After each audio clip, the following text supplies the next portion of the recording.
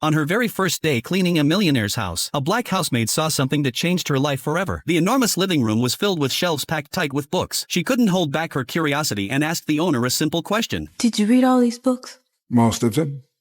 Why? His answer made her realize something powerful. Knowledge could truly change a person's destiny. That night, when she got home, she turned off the television. She sat down and made a learning plan for her children. She told them they had to finish 2 books every week, and on weekends they needed to write a report about what they had read. If you use that time to develop your God-given gifts, wouldn't be long before folks was watching you on TV. Those words sank deep into her son's heart. From then on, a boy named Carson studied late into the night, but even with all his effort, he was still at the bottom of the class. When his teacher asked how many questions he had answered correctly on the exam, he whispered, "None." The classroom erupted with laughter. Carson lowered his head in shame. Every day after school, he avoided his classmates so he wouldn't face their stares, but the teasing never stopped. Finally, he lost his temper and got into a fight. He was sent to the principal's office. When the principal demanded an explanation, Carson said it was an accident, but no one believed him. The principal pulled out his report card and handed it to his mother. It was filled with nothing but D's and F's. He warned her that if things didn't change soon, the school would have no choice but to expel him. On the way home, Carson was overwhelmed with guilt. He promised his mother he would never fight again, but when it came to grades, he wasn't so sure. He had already tried his hardest, and maybe his classmates were right. Maybe he really was dumb, but his mother looked him in the eyes and said firmly, "You're not dumb, my son. You are smart. You just haven't used your intelligence yet. But if you keep these grades, you'll spend your whole life scrubbing floors in a factory." Her words shook Carson to the core. He vowed to change, to prove himself to his mother. Yet no matter how hard he worked, his grades didn't improve. Then one day, his mother noticed something strange about the way he read. She soon discovered the truth. Carson was severely nearsighted. She didn't hesitate. She broke open her savings and bought him his first pair of glasses. For the first time, the words on the board came into focus. For the first time, his eyes locked onto the pages of his books. Slowly, his grades began to rise. The day he finally passed an exam, his mother's joy was beyond words. From that moment on, Carson started to love learning. He read late into the night at the library. He read in his dimly lit bedroom. He even read in the bathroom at home. Anywhere he could, he studied. Soon, his grades improved dramatically. When he brought home his very first A, he rushed home after school, eager to share the joy with his mother. But she told him calmly, "If others can do it, you can too, and you can do even better." Those words became his driving force. Carson pushed himself harder than ever. The first time he stood at the front of the class to be praised by his teacher, he felt something he had never experienced before. It lit a fire inside him. As time passed, his hunger for knowledge only grew. He became fascinated with everything, even a simple pebble on the ground. His curiosity drove him to read every book he could find about rocks. That curiosity paid off one day in science class. The teacher held up a black stone and asked if anyone knew what it was. The room was silent. Then Carson raised his hand. "It's obsidian," he said, and went on to explain how it formed. His explanation was so detailed that even the teacher learned something new. From that day on, his classmates saw him differently.